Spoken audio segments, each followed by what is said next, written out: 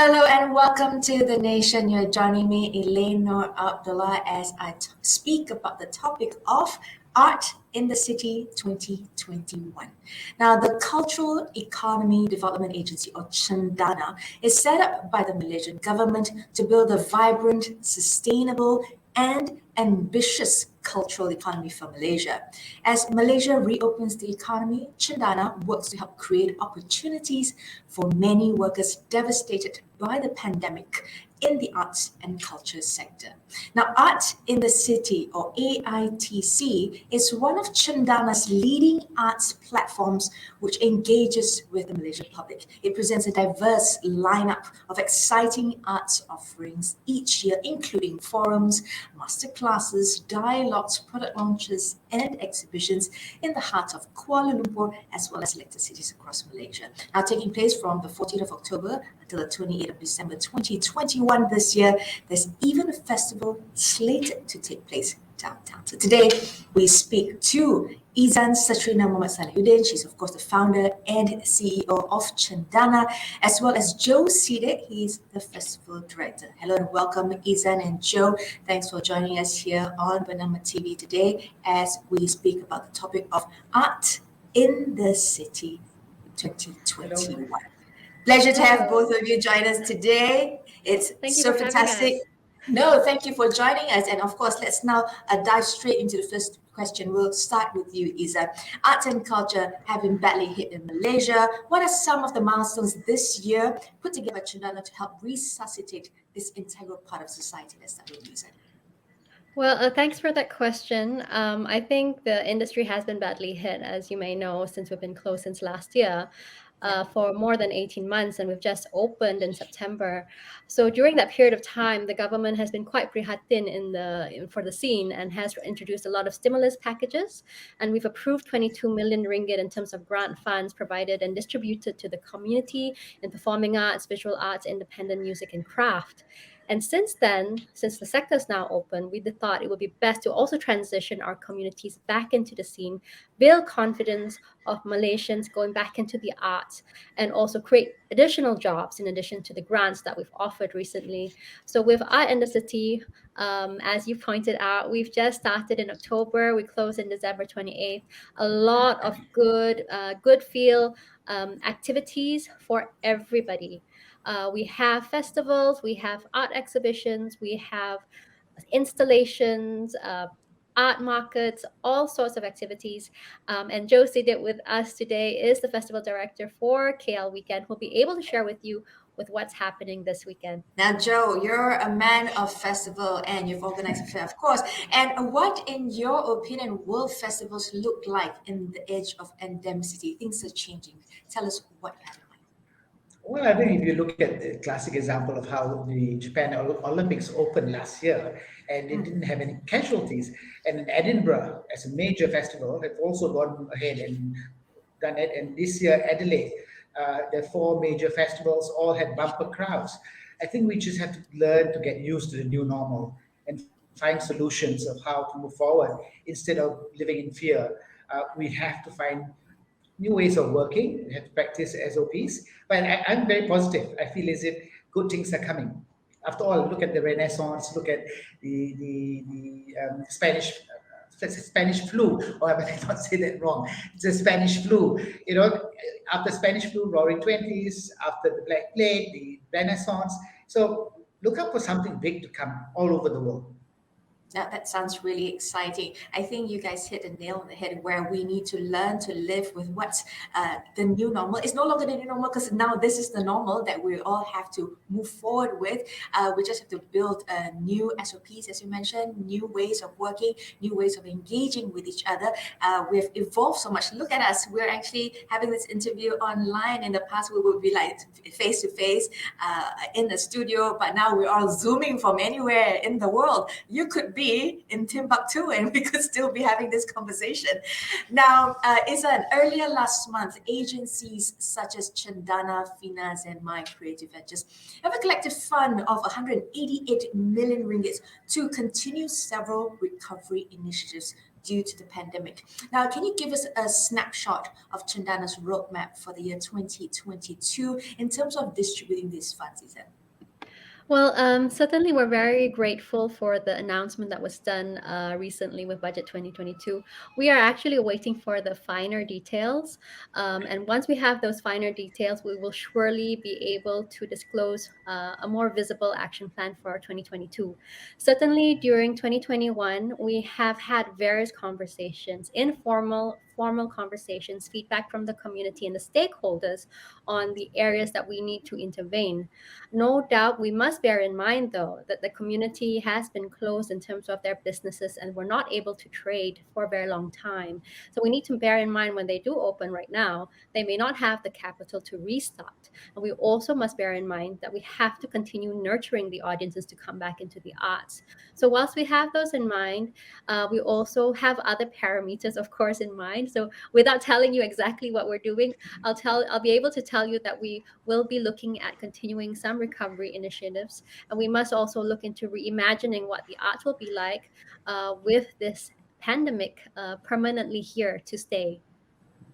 It sounds like there's still a lot of work to be done as people try to get back on their feet. As you mentioned earlier, restarting is a tough place to be because not a lot of people have the capital.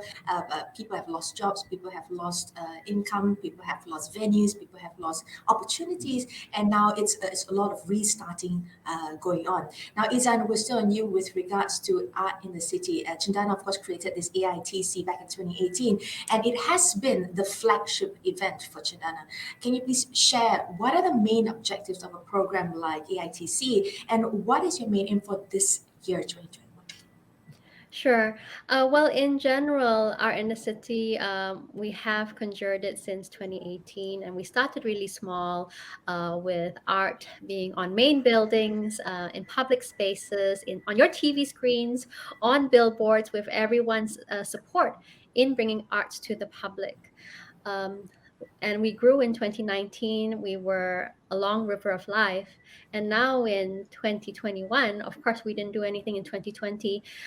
We continued doing research with our partners and curators. And here we are, stronger, together, bringing 100 different programs, creating more than 2,000 jobs for communities during this period of time of 3 months.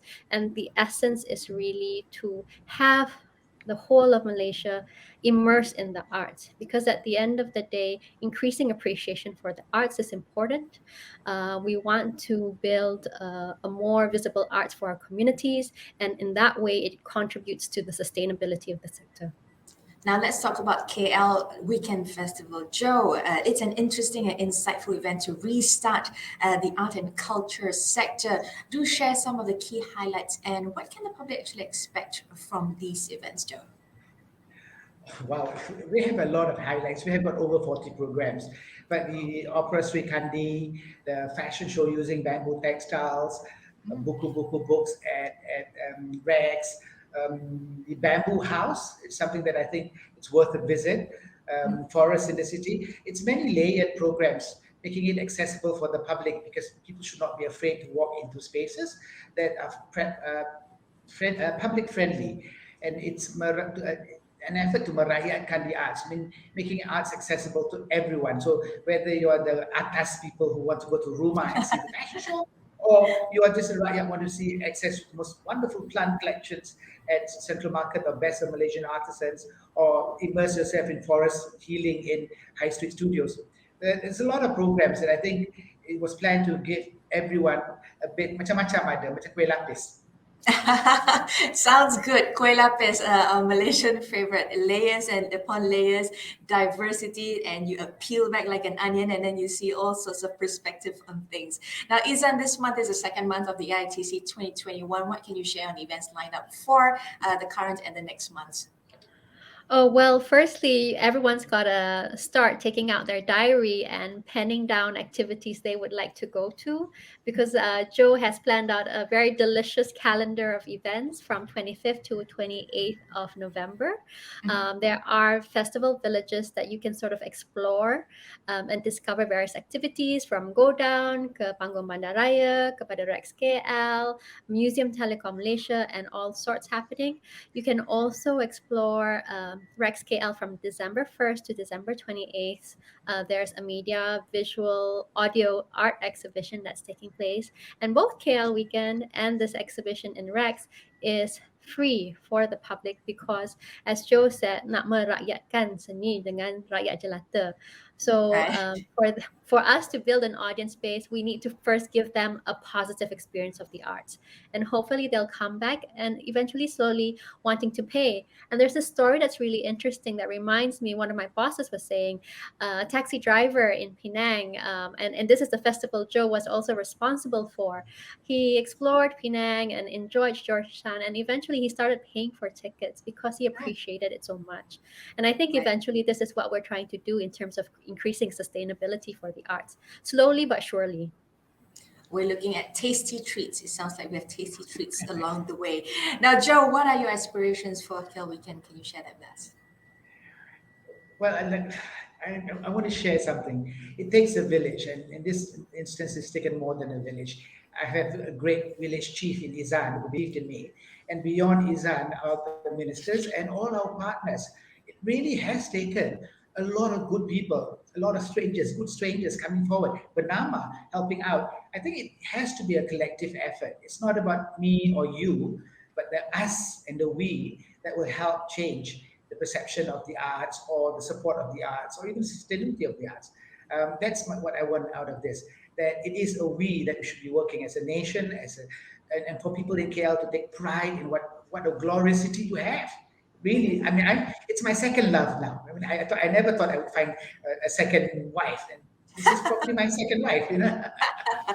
Now, as we close, we'll start with you, Joe. How can Malaysians help look out for those in the arts and culture space? As IZAN said, it's very important to support the arts for now because everybody is penniless. We're all poor. Come and watch it. Give moral support. Give semangat to all the artists. You know, that's the starting point. But above and beyond, in the 70s and 80s, we had a lot of institutional art forms that were exposed to everyone. I think parents, if you are a lost generation, bring your children out. Let them see and feel and inspire them. That's my hope. Children, young children, and we have 7 universities working with us. I believe the young is going to change the world. Yep. IZAN, or your thoughts on this? Tips on what we should donate to or support in keeping the art practitioner and the scene sustainable and healthy? Your thoughts? Well, I think Joe's brought out a very good point. The whole village. I mean, this year alone, we have 54 different partners coming on board with the same vision. And I think because there's a sense of responsibility in rebuilding the nation for better Malaysia. So take this opportunity not only to contribute to the sustainability of the sector, but also to relearn and rediscover your city via the arts. Because at the end of the day, you know, we spend a lot of money on sports because we believe, you know, there's this talk about in the future we spend so much on sports so that we'll be healthy and tak lama lagi tak payah pergi hospital lah because you're healthy, right? But if we also don't spend the same amount of time in the arts, eventually takut kita sesat jalan kalau lupa kita punya history and where we've come from. So it's good to spend a few days in the arts during this KL weekend and rediscover your roots. Thank you so much, both. We need to know where we were and where we are in order to know where we're going. We were speaking to, of course, IZAN as well as Joe. We were talking about Art in City 2021. As CENDANA works to revive the arts and culture industry, the Malaysian public can do its part to support our local arts and culture scene by patronizing local work. Once again, thanks for staying with me till the end of the nation. Let's continue to keep each other safe.